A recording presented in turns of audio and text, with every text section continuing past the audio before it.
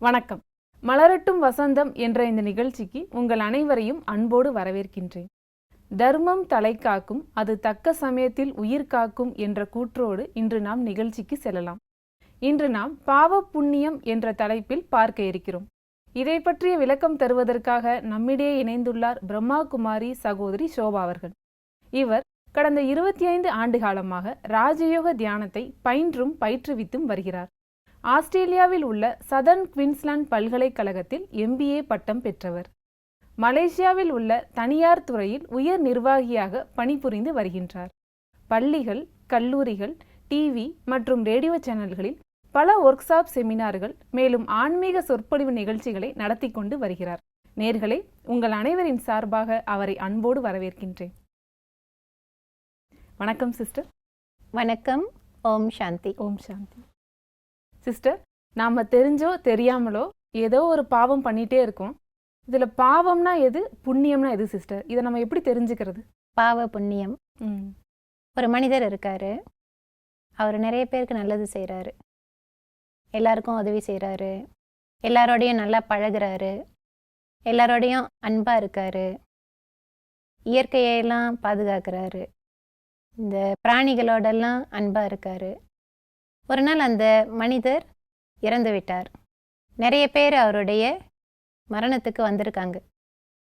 வந்தவங்கெல்லாம் என்ன சொல்கிறாங்க?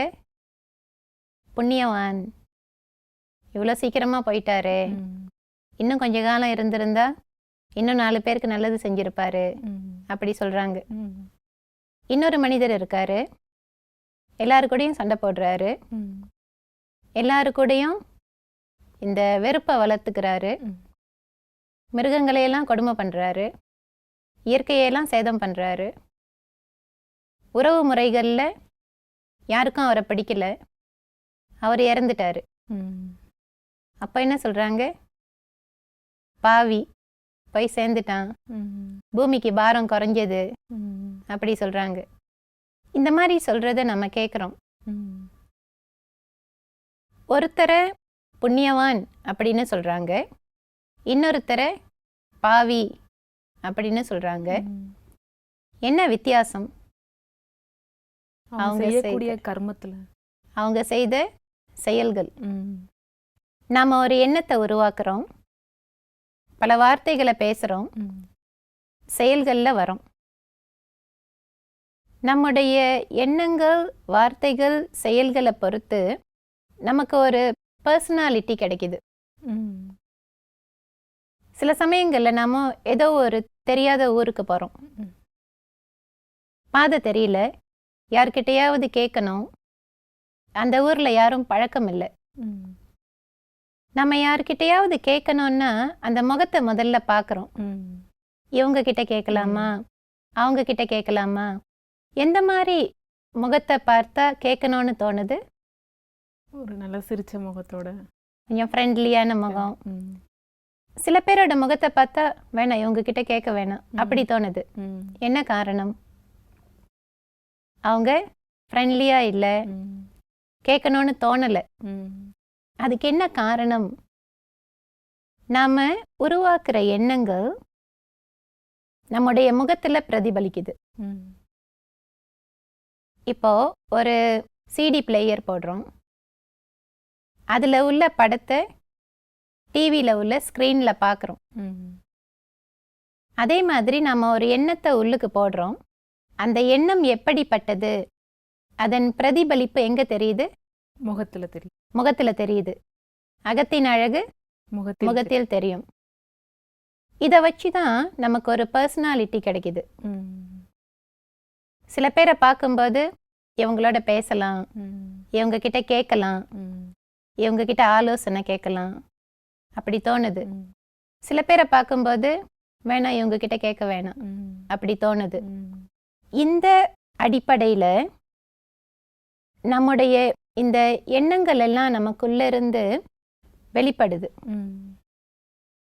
அதை நம்ம செயல்களாகவும் செய்கிறோம், அந்த செயல்களை மற்றவர்கள் பார்க்குறாங்க. இந்த மாதிரி பல செயல்கள் நம்ம செய்கிறோம். எப்படிப்பட்ட செயல்களை நம்ம செய்கிறோம்? நம்ம நிறைய நல்ல செயல்கள் செய்துக்கிட்டே இருந்தால் நிறைய பேர் அதை பார்த்து இவங்க நல்லவங்க அப்படின்னு சொல்றாங்க. அதே நேரத்துல நாம செய்யற செயல்கள் எல்லாம் கெட்ட செயல்களா இருந்தா என்ன சொல்லுவாங்க? இவங்க கெட்டவங்க. அந்த மனிதர் கெட்டவர் இல்லை, அவர் உருவாக்கும் அந்த எண்ணங்கள், அதுதான் விதை.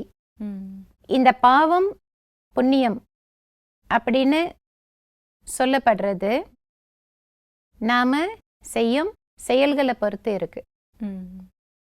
நம்ம நிறைய புண்ணியம் செய்தா சொல்லுவாங்க, நம்ம இறந்த பிறகு நாம ஒரு நல்ல பிறப்பு எடுப்போம். இப்ப நம்ம வேலைக்கு போறோம், ஒரு இன்டர்வியூக்கு போறோம். உங்களுக்கு என்ன தகுதி இருக்கு கேட்பாங்க. உங்களுக்கு என்ன அனுபவம் இருக்கு?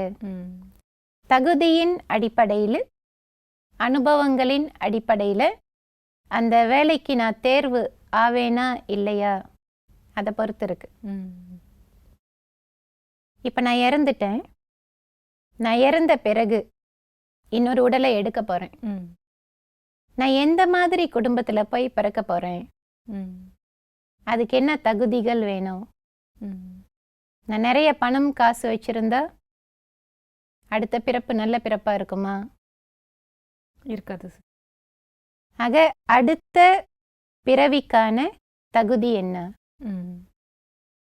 என்ன செய்தா அடுத்த பிறப்புல நான் ஒரு நல்ல குடும்பத்துல பிறந்து சந்தோஷமா வாழ போறேனா, இல்ல ஒரு ஏழை குடும்பத்துல பிறந்து சாப்பாட்டுக்கு கூட வழி இல்லாம கஷ்டப்பட போறேனா? இது எதை பொறுத்து அமையுது அப்படின்னு நம்ம பார்த்தோன்னு சொன்னா, இந்த பிறவியில் நாம் செய்யும் பாவ புண்ணியங்கள், இதை நாம கூர்ந்து கவனிக்கணும்.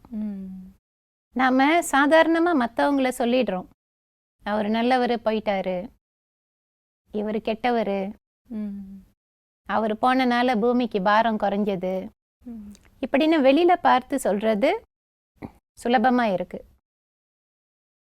நான் எப்படிப்பட்ட செயலை செய்கிறேன்? நான் செய்யற செயல்கள் எல்லாம் புண்ணிய செயல்களா பாவ செயல்களா? இப்ப உயிர் வாழும் காலத்துல உடல் அடிப்படையில உறவுகள்ல வரும்போதெல்லாம் இந்த உடலுக்கான தேவைகளை நம்ம பார்த்து பார்த்து பூர்த்தி செய்யறோம். சுகமா வாழணும், சந்தோஷமா வாழணும், சொகுசா வாழணும், அதுக்காக எல்லா தேவைகளையும் பார்த்து பார்த்து பூர்த்தி செய்யறோம். நாளைக்கு இந்த உடல் அழிந்த பிறகு ஆத்மா இன்னொரு உடலை எடுக்கணும். அது எப்படிப்பட்ட உடலா இருக்க போகுது? அந்த வாழ்க்கை எப்படி இருக்க போகுது? சந்தோஷமா இருக்க போதா இல்ல துக்கத்தை அனுபவிக்க போறேனா? அந்த தகுதியை நான் இப்போ சேர்த்துக்கிறேன். ஆக நான் செய்யும் பாவங்களும் புண்ணியங்களும் தான் கடைசியில என்னோடு வரும். கடைசியில நம்ம எதையும் எடுத்துட்டு போறதில்லை, பிசிக்கலா எந்த பொருளையும் கொண்டு போக போறதில்லை. என் கூட என்ன வரும் அப்படின்னு கேட்டா, இப்போ நான் ஒரு வாழ்க்கை வாழ்ந்துட்டு இருக்கேன், இந்த பிறவியில நான் செய்யற நல்லது கெட்டது, பாவம் புண்ணியம், இதை தான் நான் என்னுடைய அடுத்த பிறவிக்கு கொண்டு போக போறேன். அப்போ நான் எவ்வளோ சேர்த்து வச்சிருக்கேன்? பணத்தை கணக்கு போடுறோம், எவ்வளோ பணம் சேர்த்து வச்சிருக்கோம் அப்படின்னு. இந்த பாவ புண்ணியத்தை என்றைக்காவது கணக்கு போட்டு பார்த்துருக்கோமா? இல்லை இல்லை, அந்த உணர்வு கூட இருக்கிறது இல்லை. இதை பற்றி நம்ம சிந்திக்கணும். நாள் முழுவதும் காலையிலிருந்து இரவு வரைக்கும் நான் எவ்வளோ பாவம் பண்ணுறேன், எவ்வளோ புண்ணியம் பண்ணுறேன், என்னுடைய கணக்கு எப்படி இருக்கு? 3 லெவல்லையும் பண்ணுறேன். எண்ணங்களின் அடிப்படையிலையும் பாவகரமான எண்ணங்களை உருவாக்குறேன், புண்ணியமான எண்ணங்களையும் உருவாக்குறேன், நல்ல எண்ணங்கள். வார்த்தைகளின் அடிப்படையில் என் வாயிலிருந்து வெளியாகிற வார்த்தைகள் மற்றவங்களுக்கு சந்தோஷத்தையும் கொடுக்கலாம், இல்லை துக்கத்தையும் கொடுக்கலாம். சந்தோஷத்தை கொடுக்கும்போது அது புண்ணிய கணக்கில் போய் சேருது. துக்கத்தை கொடுக்கும்போது அது பாவ கணக்காயிடுது. பாவ கணக்காயிடுது. நான் சொல்ற வார்த்தையினால அவங்க மனசு வேதனைப்படுது, அழறாங்க, வருத்தப்படுறாங்கன்னா அது என்னுடைய பாவ கணக்குல போயிடுது. செயல்கள்லையும் வரேன். நான் செய்யற செயல்களால மற்றவங்களுக்கு துக்கம் கொடுக்குறேன், சுயநலத்தின் அடிப்படையில் மற்றவங்களுக்கு துக்கம் கொடுக்குறேன் அப்படின்னா அது ஒரு பாவ செயல். நான் செய்யும் செயல்கள் மற்றவர்களுக்கு சந்தோஷத்தை கொடுக்குது, அதனால எனக்கும் திருப்தியா இருக்கு, மனசாட்சிக்கு புறம்பா எதுவும் செய்யலை அப்படின்னா அது புண்ணிய செயல். ஆக இந்த அடிப்படையில் தான் நாம பாவம் புண்ணியம், பாவ ஆத்மா புண்ணிய ஆத்மா அப்படின்னு சொல்றோம். சிஸ்டர், இந்த பாவ புண்ணியங்களின் விளைவுகளை பற்றி ரொம்ப அருமையா சொன்னீங்க. இந்த பாவங்கள்ல இருந்து விடுபடுறதுக்கு நம்ம என்ன சிஸ்டர் செய்யணும்? பாவங்கள் செய்வதை நிறுத்த வேண்டும். பாவங்கள் செய்யறதை நாம நிப்பாட்டிடணும். எப்போ நாம இந்த பாவ புண்ணியத்தை உணர்றோமோ அப்போ நாம பாவம் செய்யறத நிறுத்தணும். இன்றைக்கு உலகத்துல, இன்றைய காலகட்டத்தில் நம்மளாம் நல்லா இருக்கோம். நல்லா இருக்கோம் அப்படின்னா கால்கள் நல்லா இருக்கு, கைகள் நல்லா இருக்கு, கண்கள் பார்க்க முடியுது, காது கேட்குது, வாய் பேசுது. நம்முடைய சொந்த காரியங்களை நம்மால் சொந்தமாக செய்ய முடிகிறது, சொந்தமாக சாப்பிட முடியுது, குளிக்க முடியுது, நடந்து போக முடியுது. இந்த உலகத்துல கால்கள் இல்லாம எத்தனை பேர் இருக்காங்க, கைகள் இல்லாம எத்தனை பேர் இருக்காங்க, கண் பார்வை இல்லாம எத்தனை பேர் இருக்காங்க. கொஞ்ச நேரம் கண்ணை மூடிக்கிட்டு இங்கேருந்து எழுந்திரிச்சு நடந்து போனா எப்படி இருக்கு? தடுமாறும், தடுமாறி கீழே விழறதுக்கு வாய்ப்பு இருக்கு.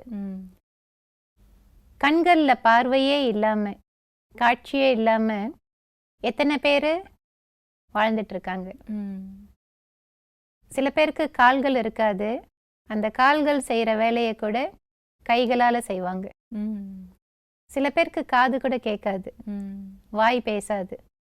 இந்த மாதிரி மனிதர்கள் எல்லாம் வாழும் இந்த உலகத்துல. நம்ம உறவு முறைகள்ல கூட இந்த மாதிரி இருக்காங்க. நாம எப்படி இருக்கோம்? நல்லா இருக்கோம். நான் ஏன் இன்றைக்கு நல்லா இருக்கேன் அப்படின்னா தர்மம் தலை காக்கும்னு சொல்லுவாங்க. தர்மம் தலை காக்கும், தக்க சமயத்தில் உயிர் காக்கும்னு சொல்லுவாங்க. இவ்வளோ காலம் நான் செஞ்ச புண்ணியங்கள் இன்றைக்கு என்ன நல்லா வச்சிருக்கு. இந்த உணர்வு நமக்கு இருக்கணும். இதுக்காக நாம ஒவ்வொரு வினாடியும் கடவுளுக்கு நன்றி சொல்லிக்கிட்டே இருக்கணும். நம்மெல்லாம் நினைக்கிறோம் எனக்கு அது இல்லை இது இல்லைன்னு. சிறிய கார் இருந்தா பெரிய கார் எனக்கு இல்லை, கொஞ்சம் பணம் இருந்தா எனக்கு நிறைய பணம் இல்லை, சிறிய வீடு இருந்தா எனக்கு பெரிய வீடு இல்லை அப்படி நினைக்கிறோம். அட்லீஸ்ட் வீடு இருக்குல்ல. வீடு இல்லாதவங்க எத்தனை பேர் இருக்காங்க? மரத்தடியில உயிர் வாழ்றவங்க எத்தனை பேர் இருக்காங்க? சின்ன குடிசையில வாழ்றவங்க எத்தனை பேர் இருக்காங்க? நம்ம என்ன பண்றோம்னா நமக்கு என்ன இல்லை என்ன இல்லை என்ன இல்லைன்னு பட்டியல் போடுறோம். என்கிட்ட என்ன இருக்கு என்ன இருக்கு அப்படின்னு நம்ம பட்டியல் போட்டு பார்க்கணும். உனக்கும் கீழே உள்ளவர் கோடி, நினைத்து பார்த்து நிம்மதி நாடு அப்படின்னு சொல்லுவாங்க. ஒரு கூற்று இருக்கு, காலில் எந்த கலரில் காலணி அணியலாம் என்று யோசித்து கொண்டிருந்தேன், கால்களே இல்லாதவரை காணும் வரை. நமக்கு கால்கள் நல்லா இருக்கு, என்ன டிசைன்ல ஷூ வாங்கலாம், என்ன கலர்ல ஷூ வாங்கலாம், நான் வச்சிருக்கிற ட்ரெஸ்ஸுக்கெல்லாம் இதை மேட்ச் பண்ணுமா, இப்படிலாம் யோசிக்கிறோம். கால்களே இல்லாதவங்க காலணியை பத்தி எப்படி யோசிக்க முடியும்? அவங்க என்ன யோசிப்பாங்க? கால் இருந்தா சொந்தமா நடந்து போலாமே. இப்போ நான் நல்லா இருக்கேன், என்னுடைய உடல்நிலை நல்லா இருக்கு, உடல் ஆரோக்கியமா இருக்கு, மனநிலை நல்லா இருக்கு. அப்ப நம்ம என்ன பண்ணணும்? இறைவனுக்கு நன்றி சொல்லிக்கிட்டே இருக்கணும். மாறா எனக்கு அது இல்லை, இது இல்லை, இது குறைவா இருக்கு, இப்படியெல்லாம் நம்ம கிட்ட இருக்கிற குறைகளை பார்த்துக்கிட்டு இருக்கக்கூடாது. குறைகளை பார்த்துக்கிட்டே இருந்தோம்னு சொன்னா திருப்தி இருக்காது. அந்த திருப்தியற்ற நிலை வரும்போது நம்ம என்ன பண்றோம்னா, இந்த கெட்ட குணங்கள் நமக்கு வந்துடுது. என்கிட்ட பணம் கொஞ்சம்தான் இருக்கு, நிறைய பணம் வேணும், பேராசை வருது. பேராசை வந்தா என்ன ஆகும்? பெருநஷ்டம். யாரையாவது ஏமாத்தணும், எப்படியாவது பணம் சம்பாதிக்கணும். அது கெட்ட வழியா இருந்தாலும் பரவாயில்ல. இந்த மாதிரி விகாரங்கள் நமக்குள்ள வரும்போது நாம இந்த தர்மத்துக்கு புறம்பா செயல்பட ஆரம்பிக்கிறோம். நல்லது செய்யறதை விட்டுட்டு, புண்ணியங்கள் செய்யறதை விட்டுட்டு பாவங்கள் செய்ய ஆரம்பிக்கிறோம். இந்த பாவங்கள் செய்ய செய்ய என்ன ஆகுதுன்னா, இந்த பாவ கணக்கு அதிகரிக்கும். அதனால பாவங்கள்ல இருந்து நம்ம விடுபடணும் அப்படின்னா பாவங்கள் செய்யறத நிப்பாட்டிடணும். இப்ப நான் நல்லா இருக்கேன், இனிமே நான் நல்லா இருக்கணும், என் வாழ்க்கை இதோட முடியறதில்ல, கடைசி வரைக்கும் நாம சந்தோஷமா நிம்மதியா வாழணும். இப்பெல்லாம் நல்ல நல்ல மரணம் வரணும் அப்படின்னா கூட நம்ம நிறைய முயற்சி பண்ண வேண்டியிருக்கு. சில சமயங்கள்ல சொல்லுவாங்க அவங்களுக்கு நல்ல சாவு அப்படின்னு. நம்ம நல்ல விதத்துல சாகணும் அப்படின்னாலும் நம்ம நிறைய புண்ணியம் சேர்த்திருக்கணும். அவர் பெரிய புண்ணியவான், நல்ல மரணம் அவருக்கு.